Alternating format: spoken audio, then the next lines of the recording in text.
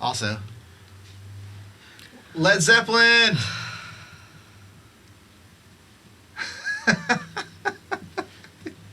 You gotta tell the story. Do I? Inside joke. Do Yeah. I? Okay, y'all are Yeah. getting in on the inside joke then. Once upon a time. Finally, now we can actually now we can actually do it. We played a gig so long ago. This is so long ago. And we were on a really tall stage, and it was like a saloon type show, and we were almost done with our first set, and there was a person there who had been imbibing in his drink quite a bit, who kept yelling out a particular band that he wanted to hear, which was Led Zeppelin, in fact. And he was very boisterous. Say the least. He was jumping around and smacking the stage, which was about, I'd say, at This man wanted to like hear some shoulder Zeppelin. level. He wanted to hear some Zeppelin. Zeppelin! Now. Led Zeppelin on the stage, and I was in the middle of singing a ballady song, which was actually Otis Redding's I've been loving you. I've Been Loving You. And I had my eyes closed, and I was into the song, and this human decides it is in his best interest to jump up and poke me in the belly button while I was singing this song and yell, Led Zeppelin! Whilst With your eyes poking me closed. on my body. So the bouncer escorted him out by grabbing I'll bet him right. under his arms and walking him out. But yeah, I was assaulted with a Led Zeppelin fan. But then we did fight for the man and say, he's just having a good time, allow him to stay. But it just continued. It got worse. It tried to be more pokes in the belly button, and at Yeah. that point, he was thrown out permanently. Yeah. It got beyond Led Zeppelin. Yeah. We're like, Yeah. okay, it's Well, not that- about you poking, like getting Him? poked in the belly button Yeah. anymore. No, that went over like a Led Zeppelin. That went over like Whoa, Led Zeppelin. I see what you did there. Speaking of, Yeah. did you know that they got their name because reviews said that they were going to go over like a lead balloon, and then bam, Led Zeppelin was born. I love it. I love that they leaned into that critique so Yeah. hard that they're owned it. Yeah. Yeah. And it's a group full of stellar musicians. Amazing. Jaw-dropping, every one of them. I mean, Jimmy Page for guitarist is a hero. John Bonham's a hero for drummers. John Paul Jones is a hero for bass players. And Robert Plant's a hero for singers. I mean, there's nobody in that band that you can overlook and go, yeah, he's not good. Or they could replace him. Or a weak link. You've Pro- got a weak link. Probably there. hence why they just, like, when Bonham died, they said there is no Led Zeppelin without John Bonham. And I think they would have said that if any of them They were the Yeah. sum of all their parts. Yeah. You Yeah. know, but They were all you know, together. certainly John Paul Jones was an incredible utility guy. being able to play the keys and the Right. bass and Keys, everything. mandolin, whatever Bass you needed him pedals, on, he was yeah. there. You know. Yeah, he was So. they were all insanely good. So We were watching one of their videos of one of their early shows, and John Paul Jones was playing the keys, and I said, "Who's playing the bass?" And you said he was playing with his feet. Moog Taurus, He was he had playing the- with his he had the feet. He had feet. the, yeah, the Moogs, early Taurus. ones. And you know, the only thing as striking as the aptitude of the musicians and singing on stage was the politeness of the audience and how wholesome they behaved. Amazing, to, yeah. And in your face, like the pioneering. You're on the cusp of the dawn of like heavy metal, Rock and hard roll, rock. yeah. You know, and it's one of their first performances, and they're sitting in the floor, legs folded Indian style.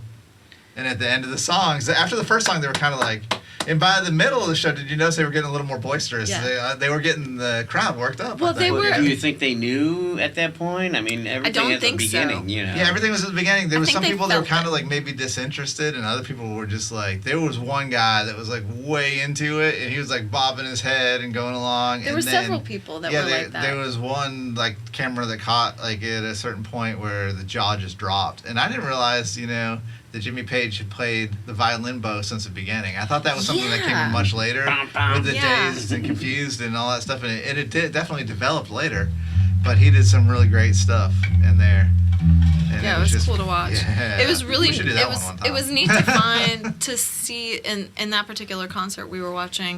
It was really cool to see that almost like a melting of what you were talking about, and not a melting of the politeness, but a melting of that Guard wall tuned that down. they had up. Yeah, because you could see the audience catch the music with their body and begin to vibe with it. That's the only way I could say it. Yeah, they grooved with revolution it. going on there. I mean, it was like a spiritual revolution, physical revolution, sexual revolution, you know. And there was one point where the music was so intimate, like it was so intimate that Ashley even turned to me and said, "Oh, I don't know if I'd be comfortable performing that part live if I was Robert Plant," because it was like so sexual. It It really was. was. It It was was like having an erotic moment on the stage, and for me as a performer, in my body and in my psyche, that's not the type of performance that I wish to give. But it was one, and it almost made me a little uncomfortable to watch. Like it was a little bit of voyeurism. But it fit the mood. It and fit was that very, moment. it's like, I don't very discount the art that he was creating. It just made me, from my perspective, just a little bit uncomfortable.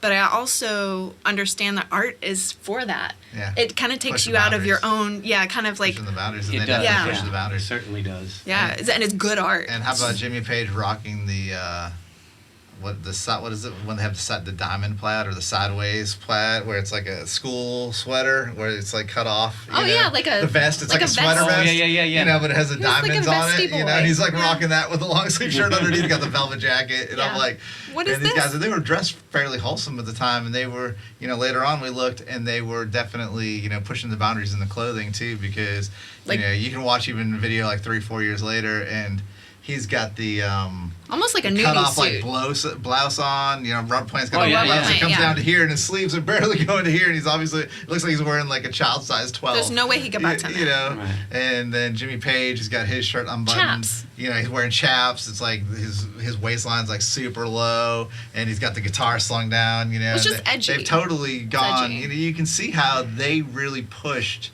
the beginning of like a lot of the music that came afterwards in their performance and in their musicality. You know, Well, they set the bar for a lot of people for sure. Mm-hmm. You know, and I think blues was always a thing. I thought they brought blues to the fore too because they covered it, and interestingly enough, I think that like people from England appreciated the blues a lot more than we did here because they would get it in, like on the ships and stuff. They'd bring this stuff in, and these kids would just eat it up, and that that was, to me, Zeppelin was very blues influenced. And I know a lot of the R&B artists. Like we watched even was it Otis that used to go to travel in Europe, and when he came back, he told his wife that he just he couldn't believe the audiences over there were Yeah. so receptive. Oh, yeah. And the way he was treated like a king, and then he sure. kind of treated like dirt here. Yeah. Well, I mean, because- Tina Turner moved because I would think it was Switzerland she moved to Yeah. because of the different the way that the different musicians way were that treated. people Mhm.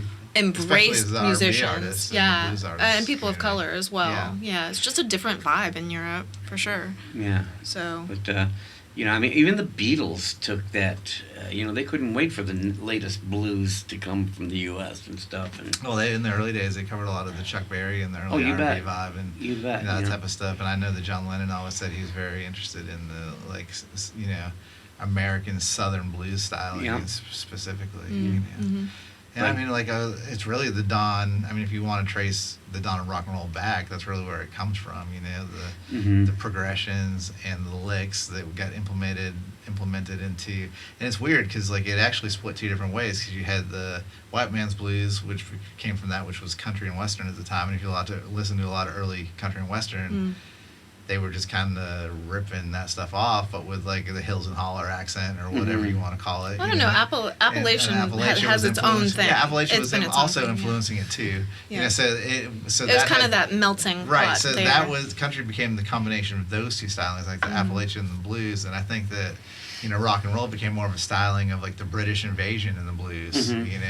And then there was bands that kind of met in the middle, like the Little Feat and Allman Brothers. Well, you got everybody where they were influencing kind of influenced by a everybody. bunch Yeah. of different things all at once, and you had all this stuff going on. It was just really a great time in music. Yeah, they kind of became the jammier side of things, and then I thought that begot bands like Grateful Dead. And, Right, yeah, they started being influenced by maybe not jazz music per se, but certainly the mentalities and the stylings of jazz and how to approach music as a whole. And I think some of those bands were the first to do that. I think the live experimental nature that was just in the beginning of, instead of having, like we talked about a few weeks ago, a recital versus a live performance kind of situation. So Yeah, excellent. Well, I'm excited to do some Led Zeppelin with you guys. That was fun. All right. Tonight. We're going to get to rambling. We'll see you guys next week. Get to rambling. Ramble on. Ramble on. Hey friends, Ashley of Sugar Lime Blue here. I wanted to draw your attention to something we've started doing on our Facebook. We've been featuring one of our special Sugar Lime Blue tie-dye t-shirts weekly. Here's an example of one of them.